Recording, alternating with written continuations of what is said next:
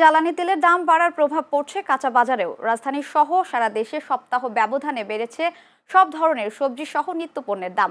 এছাড়া লেবু ও শসার দাম যেন ক্রেতাদের নাগালের বাইরে। মাছের বাজারও চড়া।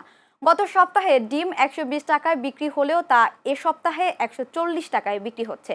এদিকে ব্রয়লার মুরগি 180 থেকে 200 টাকা কেজিতে বিক্রি হচ্ছে। সোনালী মুরগির দাম কেজিতে 10 থেকে 15 টাকা বেড়ে বিক্রি হচ্ছে 380 থেকে 400 টাকায়। এদিকে গরুর মাংসের দামও কিছুটা বেশি, প্রতি কেজি বিক্রি হচ্ছে 780 থেকে 800 টাকা কেজিতে। এছাড়া মাছ কেজিতে 50 থেকে 100 টাকা বেড়েছে। সয়াবিন তেল, ডাল, চিনি সহ সব ধরনের নিত্য পণ্যের দামও কিছুটা বাড়তি। ব্যবসায়ীরা বলছেন, জ্বালানি সংকটের কারণে পাইকারি পর্যায়ে দাম বাড়ায় এর প্রভাব খুচরা বাজারেও পড়তে শুরু করেছে।